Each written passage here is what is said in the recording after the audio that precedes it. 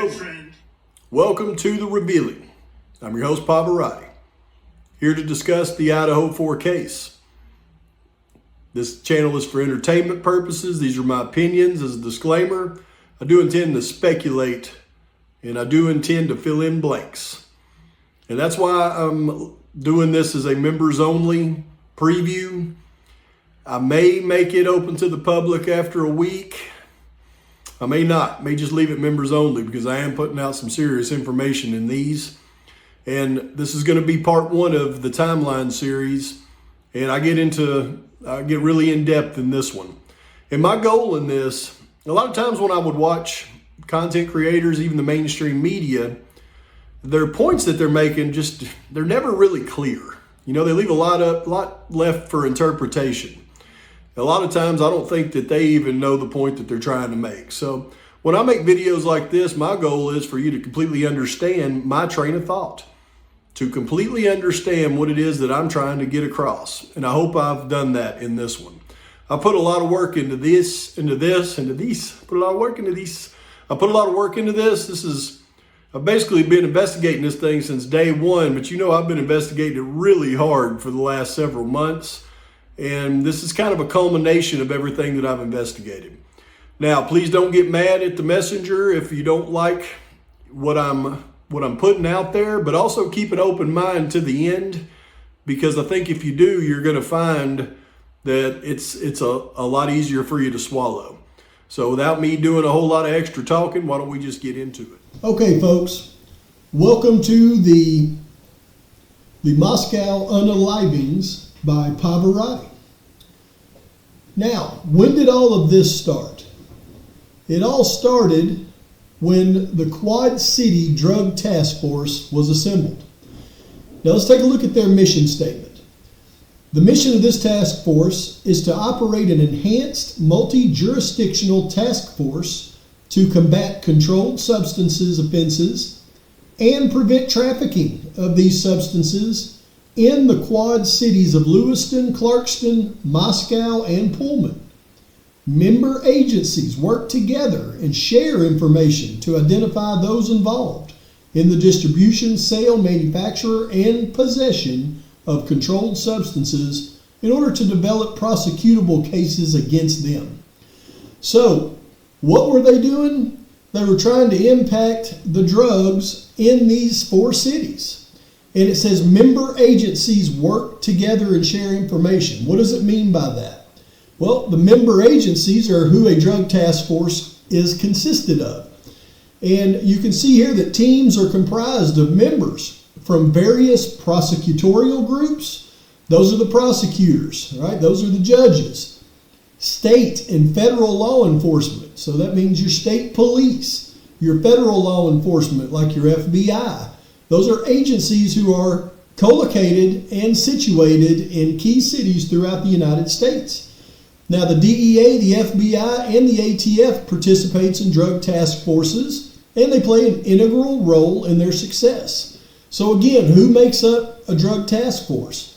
That's going to be your local PD guys, you know, your local Moscow PDs, your Pullman PDs. It's going to be the FBI. It's going to be the state police. So yes, the FBI was definitely in the area before the atrocity on King Road occurred because they were trying to impact the drugs. And you know what? They did impact drugs because they took down some major organizations. And we're not going to talk about them in this one. But we're going to go right to the history of the Moscow Unalivings. And you can see we're going to start our new timeline right here. And the timeline is going to start with the Quad Cities Drug Task Force, because it's in operation. Now, how does a drug task force operate?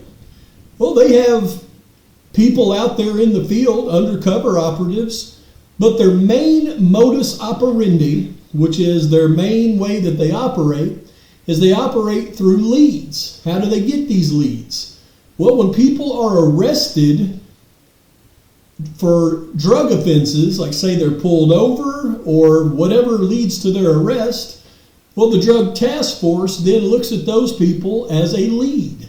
They go to them and then they try to get them to become an informant so that they can move up the chain of command and get the bigger fish. So then we go to the first step in our timeline. August 21st of 2021. We've got the mother of one of the victims in the atrocity is arrested for possession of a controlled substance with intent to deliver and possession of a controlled substance. Now, when the drug task force goes to this person, they apply pressure. Now, what kind of pressure do they apply?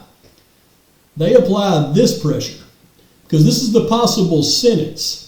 Idaho, this is straight out of the Idaho statutes, but possession with intent to distribute, deliver, or manufacture under Idaho law is a felony for any person to manufacture, deliver, or possess with intent to manufacture or deliver a controlled substance. The penalty for doing so is dictated by what schedule the drug is considered. So there's 4 schedules of drugs.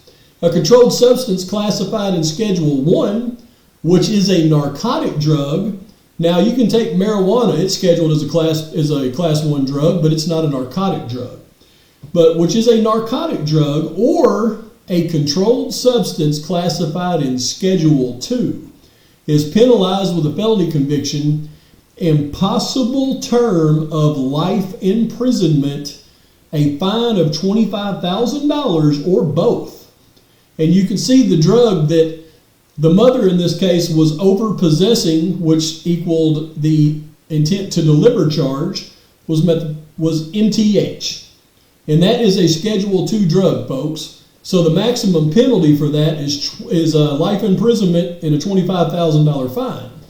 Now, that doesn't mean that when they go to court, a judge is going to impose the maximum sentence and give somebody life in prison for possession with intent. However, it does give that drug task force the ability to apply pressure. Now, let's think about this for a second. When they get these people under arrest and they begin to apply pressure, think about the mind frame that those people are in. They're obviously users. They're being removed from the ability to use the substance that they've been using, so their mind is certainly not clear. And then they have the drug task force saying, we're going to push the courts to give you a maximum term of life in prison if you don't help us, or you help us and we'll push the courts to give you a lenient sentence. That, my friends, is how they turn somebody into an informant. It is a very pressure-filled situation. Now, this is something that's interesting that we're not going to get into it a whole lot in this one, but you can see on the screen here that the mother, when she originally got these charges, she retained an attorney. Now, when you retain an attorney, that means you go to an attorney and you pay what's called a retainer. And an attorney, they all have a different price for their retainers, but you pay the price for their retainer, and then that's your attorney. They represent you in court. Now, you can see that the original attorney retained for the mother in this case, and this is straight out of the Idaho docs, is Ann Sher Taylor. Now, we know that during the court hearing for BK that Ms. Taylor clearly said that she was not the attorney for the mother in this case, and that she was the head public defender, and therefore her name was on everything, so any public defender that defended anybody she would have been associated with, but she didn't defend her directly. I don't know how to answer this question, folks, because when you look up somebody in the Idaho court docs that's represented by a public defender, underneath the attorneys, it will list public defender. It will not say retained. Retained is a private attorney. So we'll chew on that one for a while. But it says inactive because once she took the case for BK, she became an inactive attorney, and the mother had to retain apparently Christopher David Schwartz instead. Now let's get back to our timeline. So we got the task force in operation. We got the mother arrested on possession with a controlled substance with intent to deliver on August 21st, 2021. But then what happens next? June 2022. The stepmother in the case. She's arrested for the exact same charge, possession of a controlled substance with intent to deliver, possession of a controlled substance, and possession of drug paraphernalia. Now, the task force gets with her, applies the same pressure. She's got the same possible sentence. Again, when we go to the Idaho court docs, we look at her original attorney. It's Ann Sher Taylor, and you can see right there it's retained. That was somebody that she paid a retainer to. Can't explain it. Now she's represented by Jonathan Evans Sloan Williams. So this is total speculation to add to the timeline, because between that arrest in June and September of 2022, here's what I believe happened. I believe the mother and the stepmother were approached by the Drug Task Force, offered a deal in return for them informing on the supplier. The deal was contingent on their information leading to an arrest. So they didn't want a name. They wanted some real information, and they wanted to arrest somebody. Now, did that happen? How would we possibly know? Well, let's look at our timeline. We're going to come back to that. Okay, September 13th. Now, it's my speculation that the mother and stepmothers already made this deal with the Drug Task Force. They've already gave over a name. They've already gave over a way to arrest them. Now, before they did that, though, the mother and the stepmother both had court dates already set. The mother's court date was set on September 13th. So, it says here that during her hearing for the charges in court, she accepts a plea deal to reduce her charges of possession with intent to deliver and possession of a controlled substance down to a simple possession. Her sentencing is put off until November 17th, 2022. I believe the sentencing didn't get carried through that day because that arrest had not been made yet. But you've got to understand this, folks, because whether this scenario is absolutely accurate or not, even the perception of this to the wrong organization is going to be enough for them to act. Because when she accepts this reduced plea deal in court, that is part of the court record, the community record, and the public record. Everybody knows she took that deal on September 13th. So when what happens on September 14th happens, back to the timeline here, mother arrest, stepmother arrest, mother accepts plea deal, that's September 13th. September 14th, right there in Moscow, Idaho, TF and TR are arrested on charges consisting of drug trafficking, over a pound of MTH, possession of F, and possession of drug paraphernalia. The very next day that the mother accepted the deal, these folks were arrested on drug trafficking charges there in Moscow.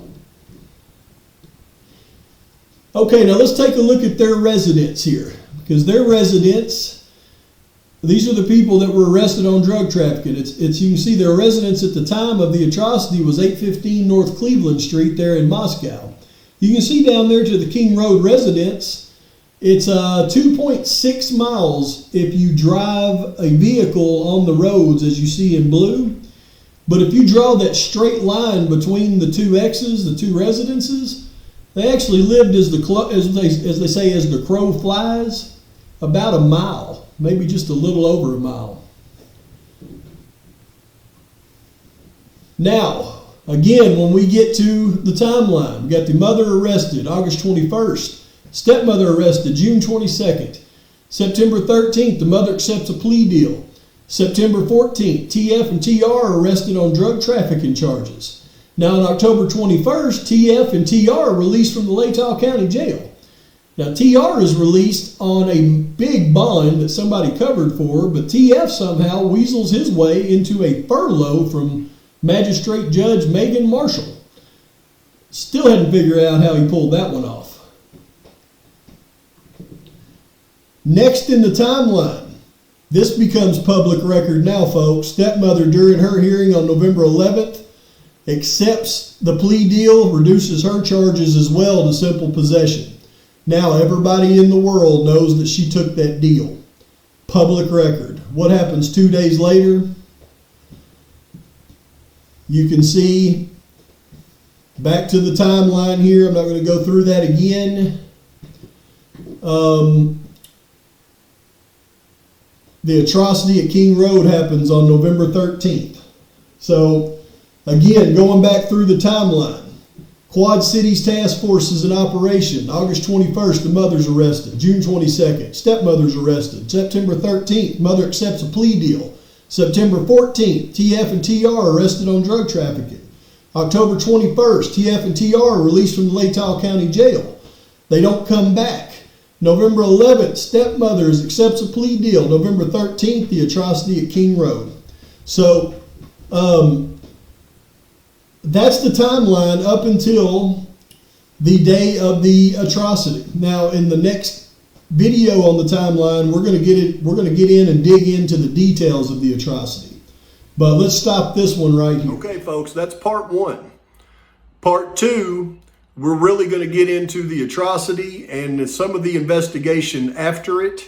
But we're mainly going to get into the atrocity and what I feel like took place at this point based on the evidence that's all come to light, along with some other evidence that I've discovered and some other evidence that other people have discovered. I believe it'll give us a really good perspective on what took place there on King Road. And it's probably gonna be 2 more parts to this series. So the next part is gonna be very detailed about the actual atrocity itself. And then we're gonna get into that investigation timeline and all the things that came out during the investigation that will verify pretty much everything that I've speculated on up to this point. But thank you for becoming a member of the channel. Thank you for liking and subscribing. Thank you for posting your thoughts, your criticisms. I really want to read them on this. And until next time, Pavoratii is out.